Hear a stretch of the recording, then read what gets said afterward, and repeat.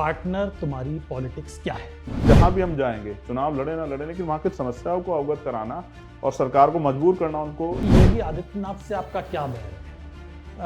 क्या दुश्मनी? कुछ भी गड़बड़ होती है आप योगी आदित्यनाथ को निशाने पर ले लेते हैं। आज भी गोरखपुर डूब जाता है जब बरसात होती है। आज भी वहाँ के एम्स में जो है वो सुविधाएं नहीं है।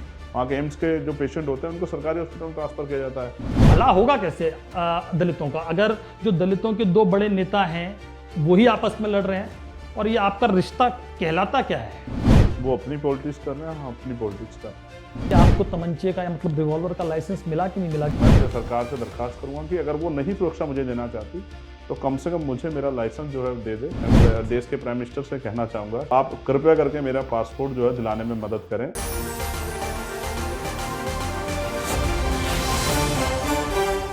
नमस्कार, मैं हूं पीयूष पांडे और चुनाव आज तक के इस खास सेगमेंट नेतागिरी में आपका स्वागत है। मौसम गुलाबी कम चुनावी ज्यादा है, दावे वादे और रेवड़ियों की बहार है। चुनावी बिसात पर चालें चली जाने लगी हैं और सियासत का हर मोहरा अपनी अपनी चालों के साथ विरोधियों को मात देना चाहता है। सियासत के खेल के एक ऐसे ही खिलाड़ी हैं चंद्रशेखर आजाद। ये हमेशा क्रांति के अलग मूड में रहते हैं और नेतागिरी में आज हम इनसे जानने की, समझने की कोशिश करेंगे कि 2024 में इनकी चालें क्या हैं। स्वागत है चंद्रशेखर जी आपका चुनाव आज तक में।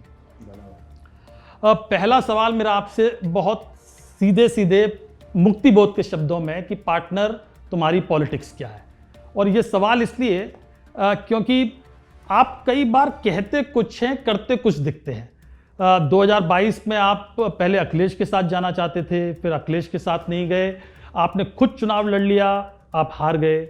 मायावती जी को आप बुआ कहते हैं, लेकिन मायावती जी कहती हैं कि आप बीजेपी की बी टीम है, आप जासूस हैं, क्या क्या आरोप लगाती हैं। और अब फिर लग रहा है 2024 से पहले कि आप अखिलेश के साथ जाने के मूड में हैं। तो पार्टनर तुम्हारी पॉलिटिक्स क्या है? जब मैं आपको सुन रहा था ना जी, तो आप कह रहे चुनावी चालें चली जाने लगी। बेसिकली मैं जहां से आता हूं उस मिट्टी की एक बात है कि उस मिट्टी में छल कपट नहीं। पश्चिम के लोग बोलते थोड़ा सा सख्त हैं, वो एक अलग बात है, लेकिन झूठ नहीं बोलते हैं। रही बात इसकी, मेरी कथनी और करनी में कभी फर्क नहीं रहा। मेरा हमेशा से प्रयास रहा। 2017 से 22 तक की जो यूपी की सरकार थी, बहुत अच्छा काम उन्होंने नहीं किया और बड़े पैमाने पे जो शोषित वर्ग है उनको बड़ा नुकसान हुआ। जिसने भी आवाज़ उठाई, चाहे वो आशा कार्यकर्ता हो, आंगनबाड़ी हो, डॉक्टर्स हों, नौजवान बेरोजगार हों, या जिनकी भर्ती है 69,000 शिक्षक भर्ती, जो इस तरह के जो भी लोग थे यूपी में जिन्होंने आवाज़ उठाई, उनको सरकार ने सुनने के बजाय उनको पीटने का काम किया। तो मेरा ये प्रयास था 2022 में कि उत्तर प्रदेश में बीजेपी जो सेंटर में भी है और उत्तर प्रदेश में भी है, सरकारी मशीनरी का भी वो मिसयूज करेगी और एक बहुत बड़ा स्ट्रक्चर उन्होंने बना लिया है। बहुत सारे लोगों को उन्होंने मंत्री और पद और बहुत सारी चीज़ें दी है, जिससे कि उन्होंने बहुत सारी जातियों को अपने साथ कनेक्ट किया है, अपना संगठन बनाया है। तो किस तरह से उनको रोका जाए, तब मेरा प्रयास था कि मिलके हम लोग उनको रोक दें। उसमें मैं सफल नहीं हो पाया। उस टाइम जो मैं समझाना चाहता था अखिलेश जी को, वो समझाने में मैं कामयाब नहीं हो पाया। अंत परिणाम ये हुआ कि बीजेपी उत्तर प्रदेश में दोबारा आ गई। रही बात बहन जी की, तो बहन जी को मैं हमेशा से रेस्पेक्ट करता हूँ। मैंने उसी दल में काम करके जो मैं आगे बढ़ के आया हूँ। मेरे पिता, मेरे दादा, तमाम लोगों ने उस दल को जो है सींचने का काम किया है। हज़ारों लोगों ने उसको आगे बढ़ाने का काम किया है। तो इसलिए मुझे इस झंडे से बड़ा प्रेम है, नीले झंडे से। इसलिए मैं हमेशा व्यक्तिगत सामाजिक रूप से भी उनका सम्मान करता हूँ। वो एक लंबा काम करके आई हैं यहाँ तक। वो मुझे कुछ भी कहती हैं, उनकी कुछ मजबूरियाँ हो सकती हैं, उनके सामने कुछ इनसिक्योरिटी मैटर भी हो सकता है लाइफ की आगे की पॉलिटिक्स में, लेकिन मेरे लिए ना पहले कभी ऐसा था ना आज कभी ऐसा। लेकिन जैसे आपने कह भी दिया कि कांशीराम जी को आप अपना गुरु कहते हैं, आप खुद को उनका चेला कहते हैं। मायावती जी को आपने कई मौक़ों पर बुआ कहा है और अब आप कह भी रहे हैं कि आपके पिताजी और आपने उस पार्टी के लिए काम किया है।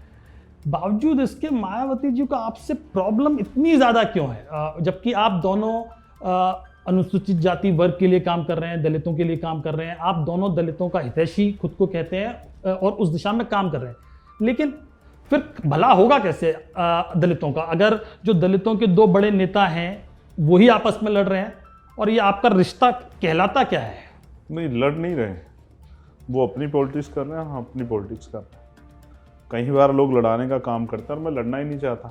जैसा आपने कहा कि हम दोनों जो है अनुसूचित जाति का भला चाहते हैं, ऐसे बहुत सारे लोग जो हैं ओबीसी समाज का भी भला चाहते हैं। हम लोग तो आदिवासी माइनॉरिटी समाज का भला चाहते हैं, प्रदेश की सभी महिलाओं का भला चाहते हैं, मजदूरों का भला चाहते हैं हम लोग तो। लेकिन जैसा आपने कहा, ऐसे तो स्वर्ण जाति के लोगों की खुद की अपनी इतनी पार्टियां हैं, तो वो भी अपनी पार्टी पॉलिटिक्स कर रहे हैं, तो वो लड़ कहाँ रहे हैं। मैं भी अपनी पार्टी को, उनके एजेंडे को, इन लोगों की सशक्तिकरण के इशू को, इनके संरक्षण के इशू को आगे बढ़ाना चाहता हूँ, जो मैं बिना राजनीतिक संगठन के नहीं कर पा रहा हूँ। मैंने एक लंबा सा जीवन जिया, मैंने 16 महीने जेल काटी पहली बार में निर्दोष होते हुए, और मैंने महसूस किया जब मैं जेल काट रहा था कोई मेरे पीछे नहीं खड़ा था। आज अगर मैं इन वर्गों के हितों के लिए कुछ करना चाहता हूँ तो मुझे अपने प्लेटफार्म की जरूरत है, क्योंकि ये प्लेटफार्म तो बाकी प्लेटफार्म तो अभी तक थे। वो मुझे बुरा भला क्यों कहती है ये मैं नहीं जानता, लेकिन जिस चीज़ का वो मेरे ऊपर आरोप लगाती हैं, आप ये खुद बताइए। वो मुझे, आप कह रहे हैं कि बीजेपी की बी टीम के 3 बार बीजेपी के साथ मिलकर सरकार उन्होंने बनाई है। अक्सर अब वो मुझे अखिलेश जी के नाम पे कोसते रहते हैं कि अखिलेश जी ये विरोधी है, वो विरोधी। ठीक है, मैं उनकी बात को मानता हूँ, लेकिन अखिलेश जी के साथ 2019 में मिलकर चुनाव आपने लड़ा है। मैं तो आपको फॉलो कर रहा हूँ भाई, मैंने तो आपसे सीखी है राजनीति कैसे की जाती है। मैं कोई, मेरे पिताजी तो राजनीतिक नहीं थे, मैं तो टीचर थे। जैसा मैंने आपको बताया, मेरे पिताजी बामसेब के मेंबर थे, वो सरकारी कर्मचारी थे, माननीय काशीराम साहब के फॉलोवर थे। उनको समझते थे, उनके साथ काम करते थे। वही गुण मेरे अंदर है, मैं अपने पिताजी को के जो सिद्धांत उनको फॉलो कर रहा हूँ। और अगर मैं इन वर्गों का भला चाहता हूँ, इसमें बुरा क्या है। इसलिए आप मायावती जी के खिलाफ वैसे नहीं बोलेंगे। आपने एक लाइन लेकिन कह दी कि शायद उनको इनसिक्योरिटी हो रही है अब आपसे, क्योंकि आप शायद उनके वोट शेयर में सेंध लगा सकते हैं।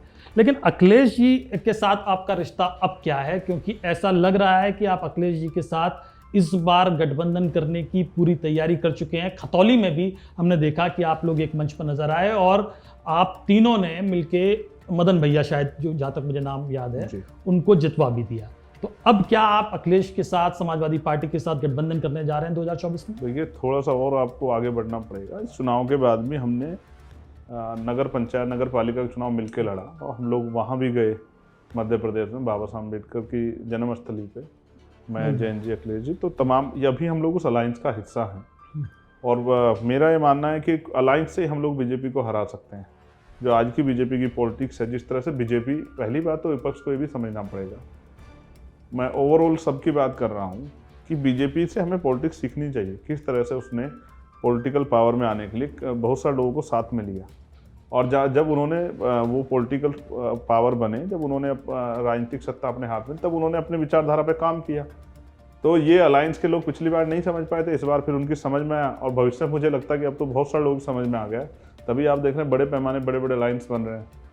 उनको महसूस होता है कि भाई अब बीजेपी को रोकने के लिए अलायंस की जरूरत है। ये बात मैं 2018 से कहता आ रहा हूँ कि अकेला कोई बीजेपी को रोक नहीं सकता, और जो लोग चाहते हैं भारतीय संविधान सुरक्षित हो, जो लोग चाहते हैं कमजोर वर्ग के हक अधिकार सुरक्षित रहें, और जिस तरह से आज बीजेपी के लोग खुल के बोलने लगे, पहले तो धार्मिक कुछ इस तरह के धार्मिक कथा करने वाले लोग बोलते थे, लेकिन अब तो बीजेपी के जो प्राइम मिनिस्टर के आर्थिक सलाहकार है वो ओपनली इस बात को कहने लगे कि हम संविधान को बदलना चाहते हैं। तो ऐसे में जो मानते हैं कि संविधान ने लोगों की ज़िंदगी बदली है और संविधान अंतिम व्यक्ति को भी अवसर दे रहा है, उन सब लोगों को तो इकट्ठे हो जाना चाहिए, मेरा ऐसा मानना है। तो आपने एक बात तो साफ कर दी कि अखिलेश के साथ आप जा रहे हैं और उसके अलायंस का हिस्सा है। अलग नहीं हुआ, मैं अलग नहीं हुए। तो अब आपकी पार्टी जो है आजाद समाज पार्टी जी, 2022 का जो विधानसभा चुनाव हुआ था उसमें आप 110 सीटों पर चुनाव लड़े, लेकिन सारी सीटों पर जमानत जब्त हो गई।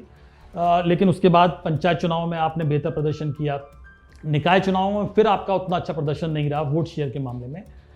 तो आपको क्या लगता है, मेरे यहाँ पे 2 सवाल हैं कि एक तो जिस गठबंधन में आप हैं उसमें आप अपनी पार्टी के लिए कितनी सीटों की उम्मीद कर रहे हैं, क्योंकि जो अब हमें पता है वो ये कि 2022 में इस सीटों के गणित के चक्कर में ही आपका गठबंधन नहीं हो पाया था।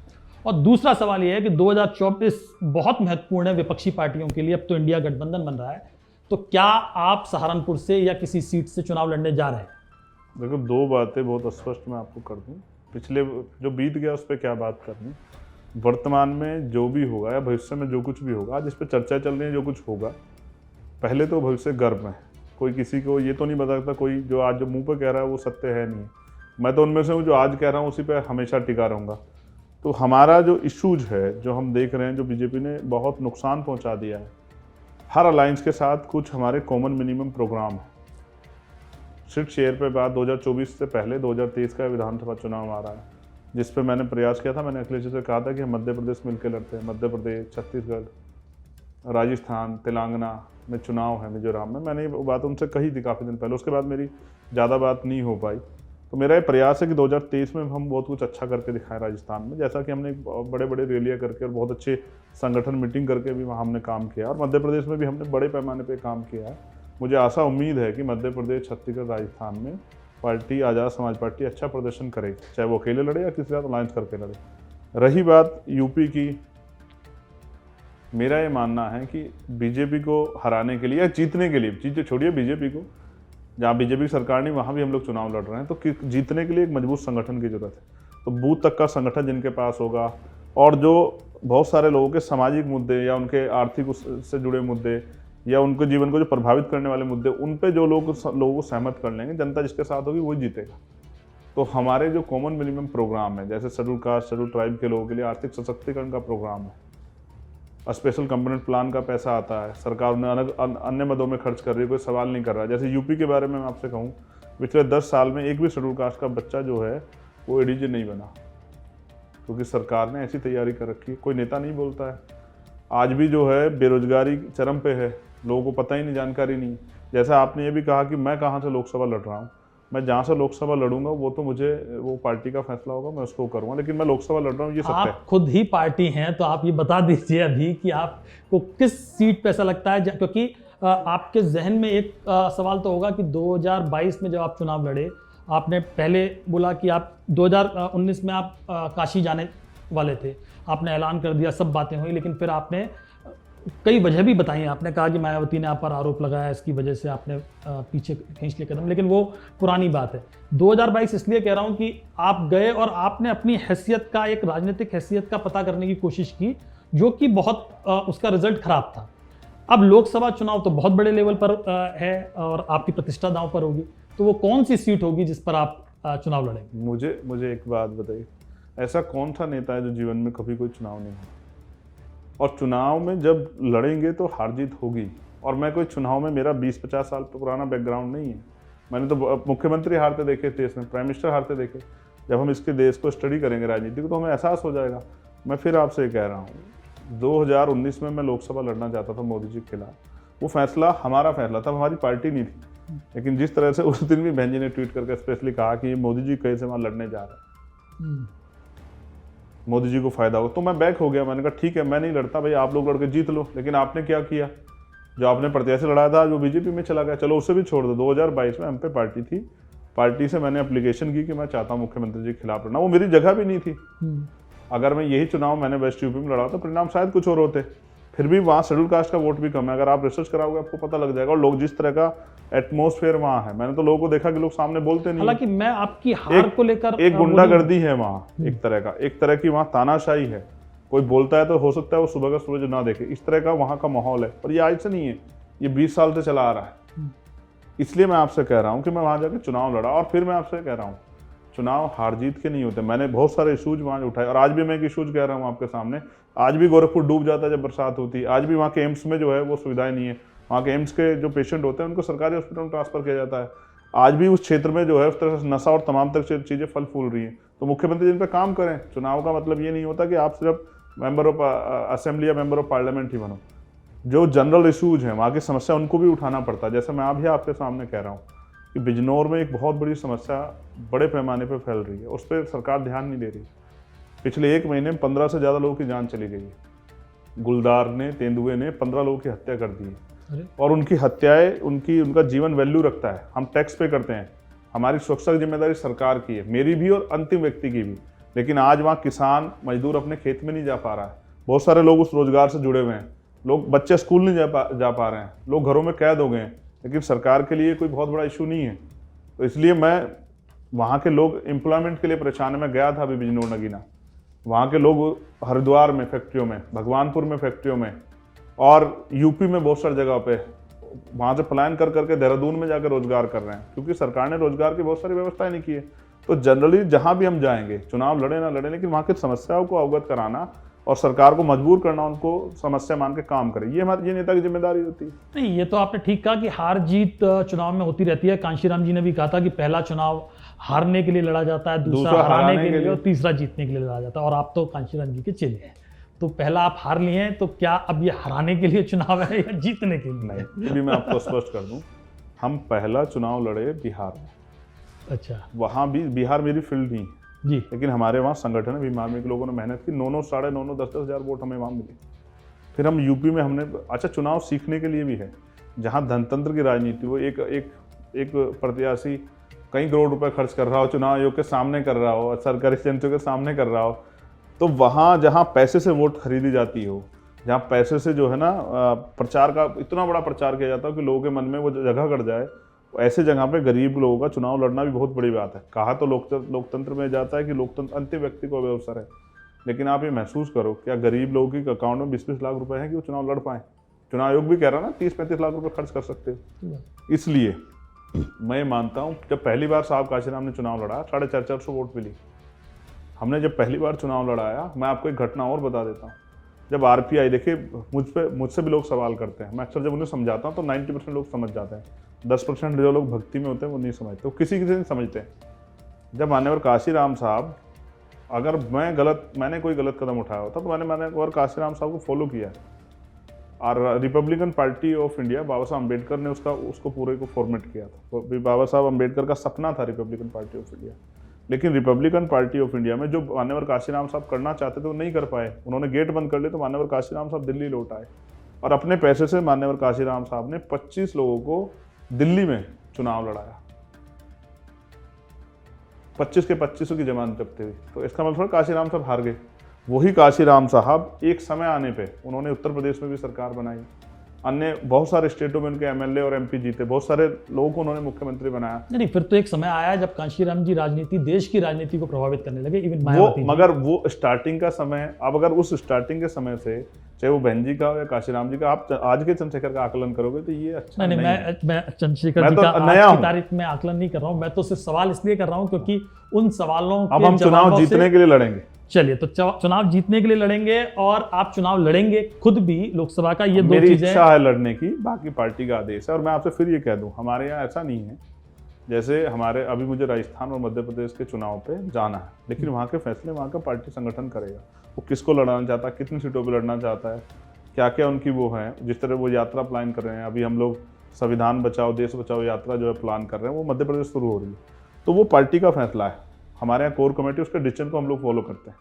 आज मैं आपके पास आया तो उनको बता के यार परमिशन लेके आया कि मैं वहाँ इंटरव्यू देने जा रहा हूँ। चलिए, आपने एक संगठन में और पार्टी में एक जरूरी है। मैं सारी उम्र नहीं रहूंगा, मेरे बाद भी मुझसे अच्छे लोग आएंगे।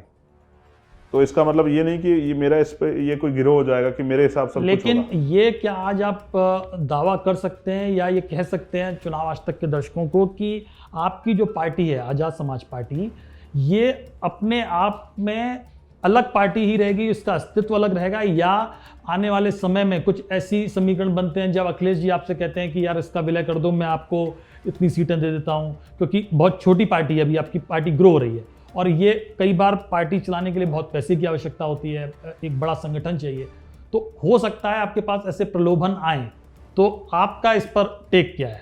मैं फिर आपको स्पष्ट कर दूं, अगर मेरा इंटरेस्ट एमपी एमएलए बनने का ही होता तो मुझे 2022 के चुनाव से पहले, जब हमारी पार्टी भी नहीं थी, 2019 में मुझे सभी पार्टियों से ऊपर थे कि वाकई मैं आगे चुनाव लड़ा। लेकिन मैं जानता हूँ जिन इश्यूज को मैं उठाना चाहता हूँ, जिन इश्यूज को मैं समझता हूँ कि वो आम आदमी से जुड़े हुए हैं, उनकी समस्याओं से जुड़े हुए हैं, इस पर चर्चा होनी चाहिए। किसी दूसरी पार्टी के बैनर पर मुझे वहाँ परमिशन नहीं मिलेगी उस बात को बोलने की। जब मैं अपने बैनर पर जाऊँगा तभी मैं उस बात को जिम्मेदारी से रख सकता हूँ, वरना मेरे ऊपर एक बाउंडेशन होगी, एक बैरियर होगा कि आपको इतनी बात कहनी, इस विषय पे बात नहीं कहनी। आज आप ये बताओ, क्या कास्टलेस सोसाइटी जो है, जातिहीन समाज देश की जरूरत नहीं है क्या? आज जिस तरह नफरत फैल रही है, क्या किसी पार्टी के एजेंडे में है कि वो जातिहीन समाज बनाने के लिए, वैज्ञानिक दृष्टिकोण के लिए काम करेंगे? किसी पार्टी के एजेंडे में है? हमारी पार्टी के एजेंडे में है। तो हमने अपनी पार्टी का एजेंडा उस तरह से बनाया है जिससे इन वर्गों को का सही में ये अपने पैरों पर खड़े हो, महिलाओं का सशक्तिकरण हो, शेड्यूल कास्ट के लोगों का आर्थिक सशक्तिकरण हो, शेड्यूल ट्राइब बैकवर्ड के लोगों का, माइनॉरिटी के लोगों का, और जो नफरत फैल रही है उस नफरत पे भी पाबंदियां लगे। अब सवाल आपने बीच में हालांकि योगी जी का जिक्र कर दिया था, लेकिन मेरा सवाल है कि योगी आदित्यनाथ से आपका क्या बैर है?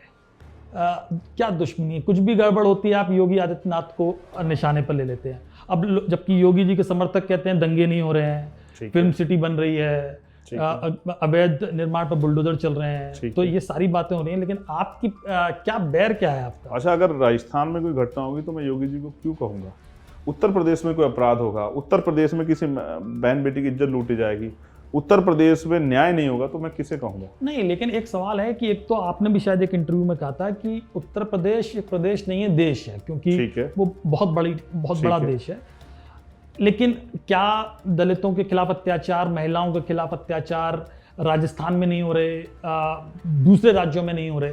एक सिस्टम है जहां पर एक मुखिया उसको काबू करते हुए की कोशिश करते हुए दिख रहा है या नहीं दिख रहा है, ये सवाल है। मतलब जीरो क्राइम रेट तो मेरे ख्याल से अब किसी भी राज्य में नहीं है, एक आध जो छोटे स्टेट हैं उनके अलावा। ये दो तरह की बात है। जैसे अभी मैं राजस्थान रैली करके आया, मैंने वहाँ राजस्थान के लोगों को याद दिलाया कि किस तरह के अन्याय राजस्थान में हुए।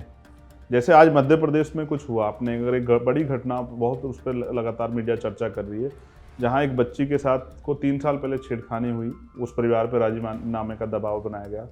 दबाव ना करने पे उस परिवार को जो है उनके बेटे को मार दिया गया, उनकी माँ को निवस्त करके घुमाया गया, उनका घर तोड़ दिया गया। मैं उन पे भी सवाल खड़ा करता हूँ। महाराष्ट्र में एक घटना हुई है, 4 बच्चों को पीटा गया बांध के, उनको पेशाब पिलाया गया, उनके जो जूते पे थूक के जो है वो जूता चाटने के लिए मजबूर किया, उनको पीटा गया। मैं वहाँ भी सवाल खड़ा करता हूँ। मैं दोनों जगह मैंने उन परिवारों से बात की। जब राजस्थान में अन्याय होता है वहाँ कांग्रेस गवर्नमेंट में उन पर भी सवाल खड़ा करता हूँ। जब तेलंगाना में, मध्य प्रदेश में होता है, मैं उन पर, जिस पे भी जहाँ भी अन्याय होता है मैं सवाल खड़ा करता हूँ। मेरा काम है सवाल खड़े करके सोई भी सरकार को जगाना। जगह कि जब उत्तर प्रदेश आप ये कह रहे हैं कि आपने खुद कहा कि एक देश जैसा है, तो मैं पूछना चाहता हूँ क्या उत्तर प्रदेश में किसी चीज़ की कमी है? क्या पुलिस उत्तर प्रदेश में उत्तर प्रदेश के हिसाब से नहीं है? नहीं है तो भर्ती कर लो। लेकिन आप अगर चेयर पे बैठे हो तो आप ये कह के नहीं बच सकते, बराबर से नहीं निकल सकते कि भाई मैं क्या करूं, मेरे ये बहुत बड़ा प्रदेश है। बड़ा प्रदेश है तो आप कुर्सी छोड़ दो। नहीं, लेकिन आपको नहीं लगता कि आपको नहीं लगता एक्शन होता है कई बार? आपको नहीं लगता हाथरस के परिवार को अभी तक जो वादा किया था मुख्यमंत्री ने घर देने का, नौकरी देने का, नहीं दिया है? लेकिन दोषी को तो सजा हो गई और वो कोर्ट के जरिए हुए, लगभग 1.5-2 साल में ही आप हंसेंगे मेरी बात पे। अच्छा, क्या आपने, अगर परिवार ये मांग कर रहा था कि हम लोग हाई जुडिशरी चलते हैं, क्या आपने उनकी बात को लेकर आप हाई जुडिशरी गए? आप स्टेट है ना, आपको उस विक्टिम को प्रोटेक्ट करना था ना, लेकिन आप ही की सरकार में वहाँ पंचायतें हो रही थी ना विक्टिम के खिलाफ। ये इसका जवाब है मुख्यमंत्री पे? मैं फिर आपसे कह रहा हूँ, मेरी मुख्यमंत्री जी से कोई व्यक्तिगत लड़ाई नहीं। मुख्यमंत्री जी अपना काम कर रहे हैं, उनको जनता ने अवसर दिया है, और जनता ने अवसर दिया तो वो धरातल पे। अब जो मैंने आपसे समस्या उठाई बिजनौर के लिए, इसके लिए मैं उत्तराखंड के मुख्यमंत्री से सवाल कर रहा हूं। वो आपका सवाल जायज है। 15 लोगों की जान चली गई है, क्या अभी तक मुख्यमंत्री जी पर रिपोर्ट नहीं गई, या वो देखना नहीं चाहते? वो किसानों की मदद करने की बात कर रहे थे। नहीं तो आप ये तो क्या बिजली के दाम उन्होंने वादा किया था ना? आप मुझे एक बात बताइए। मैं चलो यूपी गवर्नमेंट पर 2022 पे आया था, आपने कहा किसानों को फ्री बिजली देंगे, दे दी आपने बिजली के? आपकी सरकार में 69,000 शिक्षक भर्ती में घोटाला हुआ, आपने एक्सेप्ट किया। एक सेकंड सुन लीजिए, बहुत इंपॉर्टेंट मामला है। और आपने स्वीकार किया कि उसमें भ्रष्टाचार हुआ। भ्रष्टाचार हुआ तो आपको 420 में अपने शिक्षा मंत्री मुकदमा दर्ज करना चाहिए था ना, आपने वो तो किया नहीं। लेकिन वो 6900 बच्चे जो ना सड़कों पे घूम रहे हैं, आपके दफ्तर जाते हैं लाठी मारती है पुलिस, इसके जिम्मेदार कौन है? अगर आपके दरोगा भर्ती में भ्रष्टाचार नहीं हुआ क्या? ये तो आप ही जानते हैं। कौन सा पेपर लीक नहीं हो रहा है क्या? इसके लिए मैं जिम्मेदार हूँ? मैं तो मुख्यमंत्री नहीं हूँ, योगी आदित्यनाथ जो जिम्मेदार है, उनको जवाब देना चाहिए। छुट्टा पशुओं पे क्या जो जनता को समस्या आ रही है उस पर मुख्यमंत्री को जवाब देना चाहिए। महिलाओं के साथ अगर सुरक्षा हो रही है, कौन से जिले में रेप की हत्या घटना नहीं आ रही है? नहीं, आप जो कह रहे हैं सारे आरोप, आपकी आरोपों की लंबी फेहरिस्त है। मैं तो जो मीडिया दिखाती है वही बता रहा हूँ। नहीं, आरोपों की लंबी फेहरिस्त है, लेकिन अगर आरोपों में जमीनी धरातल पर इतनी ही सच्चाई है तो 2 सवाल हैं। एक तो ये कि योगी आदित्यनाथ की दोबारा वापसी हो गई राज्य में, प्रधानमंत्री मोदी की दोबारा वापसी हो गई केंद्र में, और 2014 के बाद ये ट्रेंड दिखा कि अनुसूचित जाति वर्ग का जो वोट है वो बड़ी संख्या में बीजेपी की तरफ शिफ्ट हुआ। तो अगर इतने आरोप सच हैं, या दलितों के खिलाफ इतने अत्याचार हो रहे हैं, महिलाओं के खिलाफ अत्याचार हो रहे हैं, तो बीजेपी को वोट क्यों मिल रहे हैं? देखिए, पहली बात, बीजेपी को जो वोट मिला है वो विपक्ष को जो वोट मिला है उससे कम है। इस बात को भी आप अगर ये मोटे तौर पर हमेशा ही होता है। सुन लीजिए जी, सुन लीजिए, जितना विपक्ष को वोट मिला है उसके मुकाबले आप देखेंगे कि जितनी जनता इनके साथ है उससे ज्यादा जनता इनके खिलाफ है। लेकिन मैं आपको भारत के लोकतंत्र के बारे में एक बात बताता हूँ, जैसा अभी आपने 2-3 सवाल इश्यू उठाए हैं। सेंटर में जो सरकार बनती है उसको उस समय जो सेंटर का पार्लियामेंट का चुनाव होता है 56, 58, 60% पोलिंग होता है, और जो सरकार बनती है उसको 35-36% एब्सोल्यूट मेजोरिटी में, बीजेपी की बात कर रहा हूँ, अगर आपको याद हो, इतनी परसेंट वोट मिले और सरकार बनी एब्सोल्यूट मेजोरिटी। लेकिन आप इस बात में ये बात भूल जाते हैं कि 40% लोग वोट नहीं करते। जितनी एब्सोल्यूट मेजोरिटी की सरकार बनाने के लिए जितने वोट परसेंटेज इनको मिल रहा है, उससे ज़्यादा लोग भारत में वोट नहीं कर रहे हैं, यानी कि वोट की वैल्यू नहीं समझते हैं। जितनी 40% लोग वोट करेंगे तभी तो लोकतंत्र माना जाएगा देश को। रही बात दूसरी, जिस तरह से गरीबी है देश में, बेरोजगारी, चुनाव जीतने के जिस तरह से आप पैसों का प्रयोग करते हैं, धन का प्रयोग करते हैं, ये भी आपके सामने है। आपको शर्म आनी चाहिए कि आपको वोटों को खरीदना पड़ता है। आप चुनावी लाभ देते हैं लोगों को, चुनाव से पहले आपने राशन नहीं बांटा, गरीब लोगों पे खाने के लिए राशन नहीं था, आपने बांटा राशन। अगर आप इतने अच्छे, आपको राशन क्यों बांटना पड़ रहा है? आप तमाम तरह की ऐसी योजना चुनाव के समय क्यों लाते हैं जब आपको पता है कि आपको वोट इन्फ्लुएंस करने हैं? लोग इतने जागरूक नहीं है। मान्यवर काशीराम साहब ने जागरूक कर दिए थे तो बीजेपी सत्ता में नहीं आई बहुत दिनों तक, आप अगर चेक करेंगे उत्तर प्रदेश में। और मैं फिर कह रहा हूँ, फिर लोग जागरूक होंगे। आज जो तांडव बीजेपी कर रही है, आज जो जुल्म जाती बीजेपी कर रही है, और अगर ऐसा ही है, अगर बीजेपी इतनी अच्छी काम करे तो राम मंदिर का सहारा क्यों लेना पड़ा बीजेपी को? अब ये तो एक अलग तरह का सवाल होगा, क्योंकि राम जन्मभूमि मामले में कोर्ट से आदेश आया, मंदिर बना, फिर आप ये भी कह सकते हैं बना कि नहीं अभी चुनाव में बनेगा। अभी चुनाव आ रहा है, 2024 के चुनाव से पहले बनेगा। उसकी प्राण प्रतिष्ठा की डेट आ गई जनवरी में, और वो उससे वोट कलेक्ट करने हैं। लेकिन फिर आप कहेंगे कि 370 क्यों हटाया? ये तो बीजेपी के घोषणा पत्र में बरसों से हैं ये मुद्दे जो हैं। लेकिन चलिए, ये बीजेपी, मैं ये कह रहा हूं, धर्म के आधार पर राजनीति करना ये सही नहीं है। तो ये तो खैर अब 2024 निकट आ ही रहा है, और इस बार मोदी गवर्नमेंट का भी इम्तिहान होना है और विपक्ष का भी, क्योंकि विपक्ष ने वो रणनीति बना ली है अब, जिसको हम इंडिया गठबंधन के नाम से जान रहे हैं।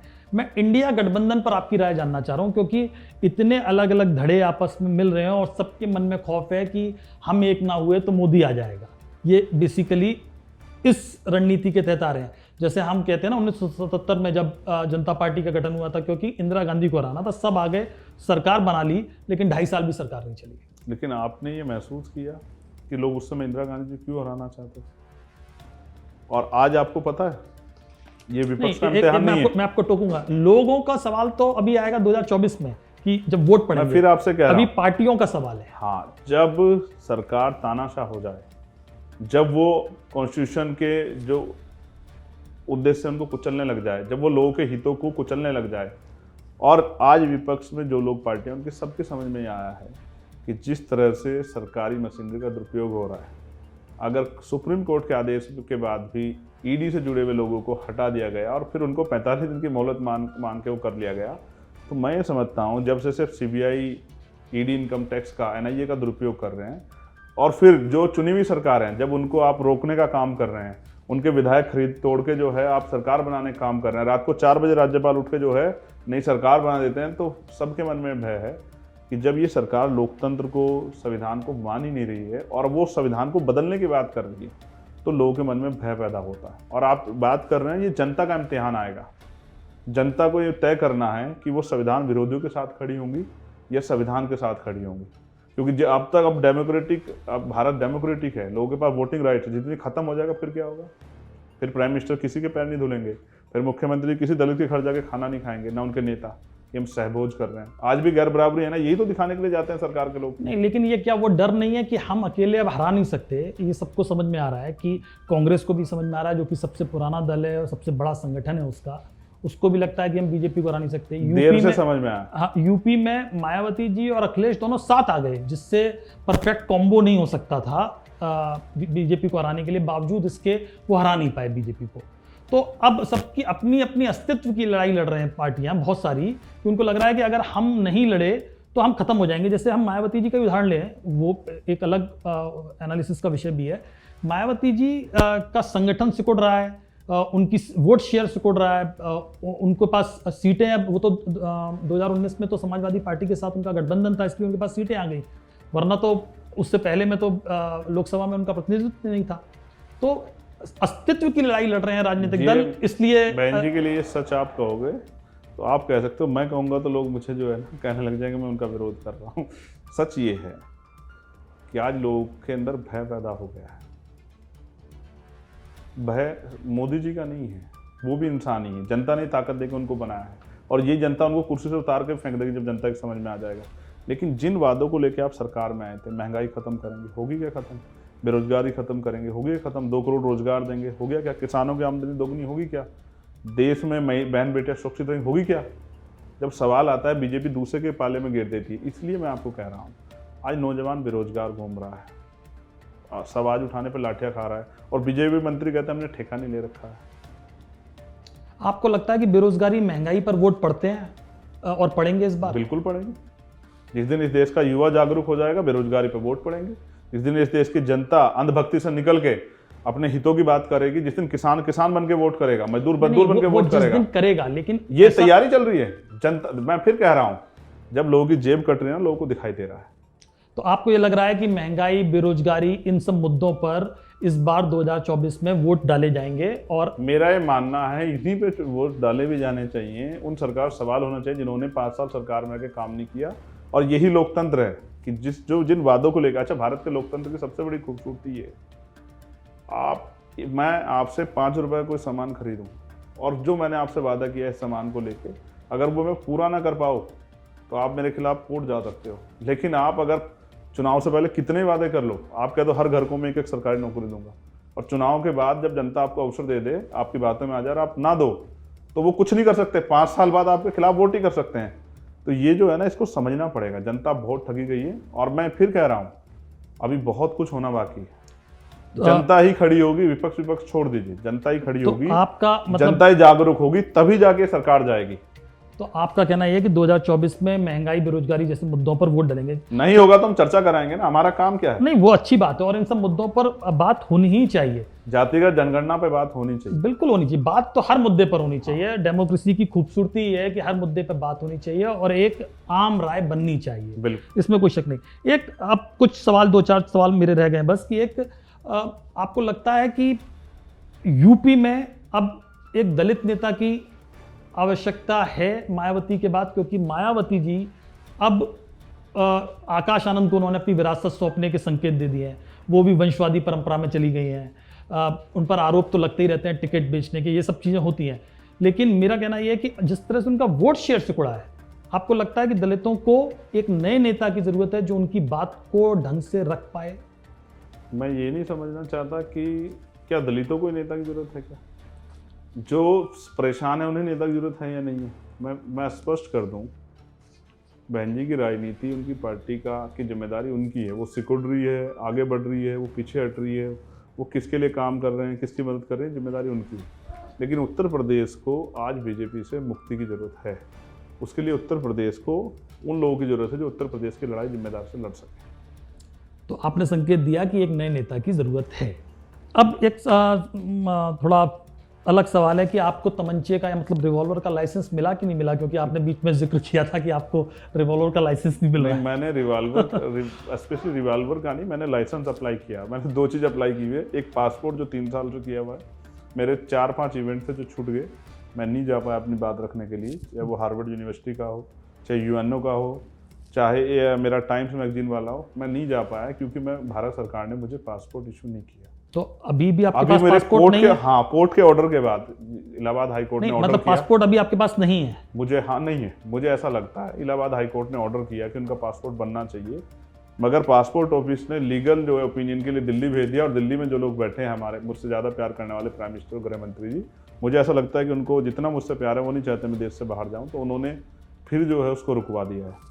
तो मैं ये अपने देश के प्राइम मिनिस्टर से कहना चाहूँगा कि भाई, आपके ऊपर अमेरिका ने बैन लगाया था कि आप अमेरिका ना आओ, लेकिन मेरे ऊपर कोई बैन नहीं है। मैं भी जाना चाहता हूँ, वहाँ हमारे लोग रहते हैं, तो आप कृपया करके मेरा पासपोर्ट जो है दिलाने में मदद करें। और लाइसेंस के लिए मैंने अप्लाई किया। मुझे ऐसा लगता है जब मुझे कुछ दोबारा मेरे साथ कोई घटना हो जाएगी, तभी शायद यूपी सरकार और केंद्र की सरकार जागेगी, और तभी वो शायद जो है उसके बाद वो कुछ इस तरह कदम उठाएगी। जबकि मैं थ्रेट्स का, आपको पता है मेरे लोगों का प्यार आशीर्वाद नहीं होता महापुरुषों का, तो शायद मैं आज आपकी कुर्सी पर नहीं बैठा होता।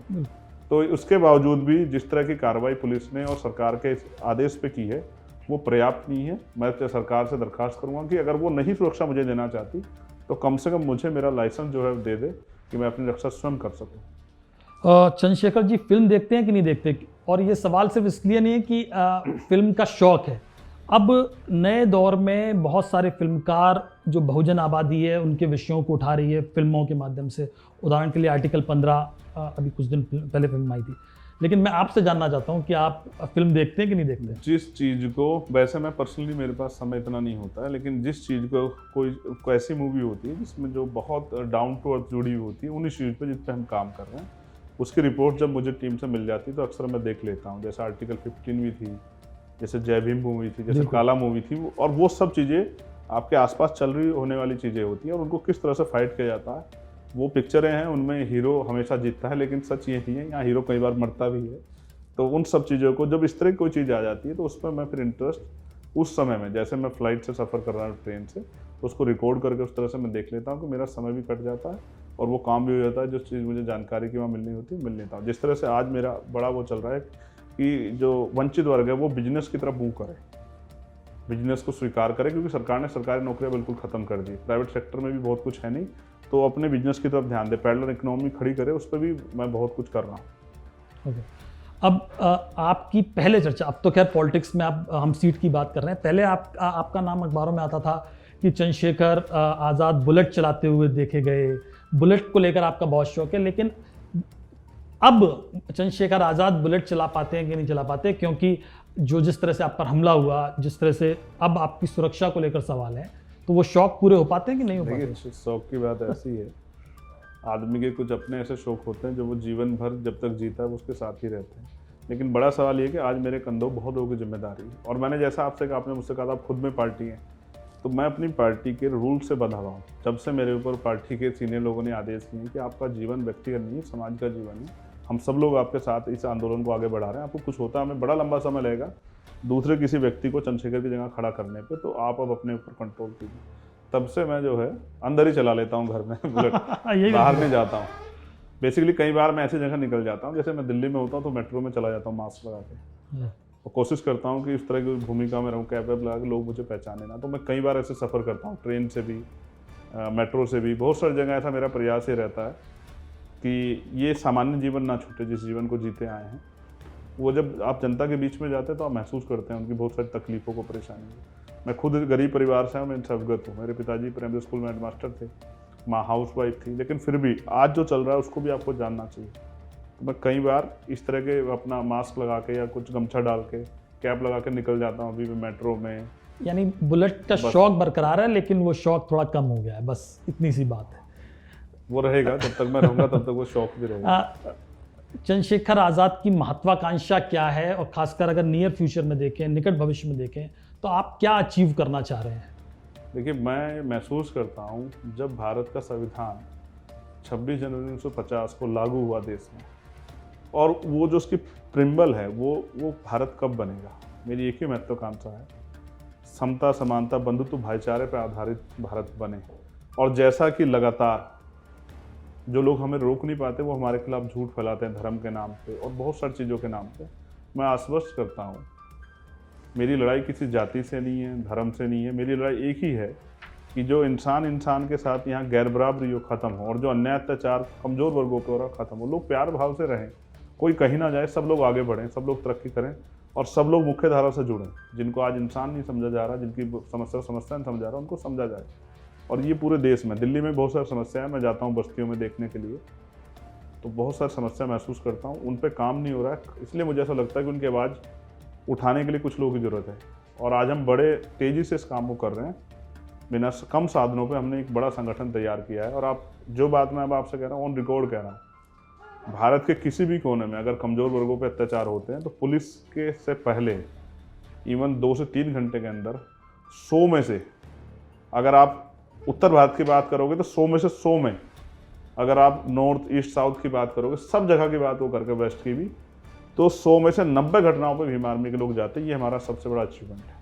ये बहुत अच्छी बात है। और आज है। हमारी पाठशालाएं पूरे देश में लगातार खुल रही है। चंद्रशेखर जी, आपसे आखिरी सवाल अब ये कि आपको 2021 में टाइम मैगजीन ने 100 मोस्ट इमर्जिंग लीडर की लिस्ट में रखा था, तो अब जो टॉप 10 लीडर्स हैं उस सूची में आप अपने आप को कब तक देखते हैं? देखिए, पहली जो सूची आई थी उसमें मैं इंडिया की तरफ से अकेला व्यक्ति था, और जो टॉप 10 है, और मुझे नहीं पता कि उनकी टॉप 10 की पैमाना क्या है, लेकिन मैं कोशिश करूँगा कि जो रिसर्च उनका था मैं उस रिसर्च पे खरा उतर पाऊँ और मैं अपने देश का नाम और जिस लड़ाई को मैं लड़ रहा हूँ उस मुकाम तक पहुँचा पाऊँ कि लोगों को इस बात पे गर्व हो कि जिस लड़ाई को हमने शुरुआत किया था उसको हमने अंजाम तक पहुँचा। मेरे कंधों पे जिम्मेदारी है कि मैं उस रिसर्च को सक्सेसफुल साबित करूँ। ये अलग बात है कि एक गरीब का बेटा होने के नाते बहुत सारी समस्याएं हैं, क्योंकि आज जैसा आपने कहा कि पैसे की भी जरूरत, सब चीज़ों की, और फिर आपको इस तरह का विरोध भी हो गया। पहले राजनीति में ऐसा नहीं होता था कोई आप पे गोली चला दे, आज इस तरह के हालात भी हैं। मेरा प्रयास रहेगा इन सबसे आगे निकलते हुए और बहुसंख्यक लोगों को जोड़कर मैं यहाँ की राजनीति में आज़ाद समाज पार्टी को स्थापित करूँ, उसके जरिए जनता की सेवा करूँ, और मुझे लगता है कि वही मेरे लिए टॉप 10 लिस्ट होगी। चलिए चंद्रशेखर जी, बहुत बहुत धन्यवाद आपका कि आपने चुनाव आज तक को समय दिया, आप हमारे स्टूडियो में आए और आपने जो बातें रखी, जो दलित समाज के उत्थान के लिए, सर्व समाज के उत्थान के लिए जो आपका एजेंडा है, आप उस पर काम कर पाएँ, क्योंकि होता अक्सर ये है कि नेताओं के वादे दावे चुनाव के बाद बदल जाते हैं। तो मुझे लगता है कि आप उस पर टिके रहेंगे। हमारी आपको शुभकामनाएं और हम आपसे इंटरव्यू करते रहेंगे चुनाव के दौरान 2024 में। मेरी आपको बहुत बहुत शुभकामनाएं। कुदरत ज़िंदगी दे, आप भी ही रहेंगे, मैं भी ही रहूँगा। मैं अपनी बात कह के मुकरता नहीं। जब ऐसा मैं आज हूँ ऐसे आपको हमेशा मिलूँगा, और मैं जो मैंने आपसे कहा उसको करके दिखाऊंगा, और पूरे देश के लिए और आज तक के लिए भी मेरी बहुत बहुत मंगल कामना। आज तक भी ऐसे आगे बढ़ते। बहुत बहुत धन्यवाद।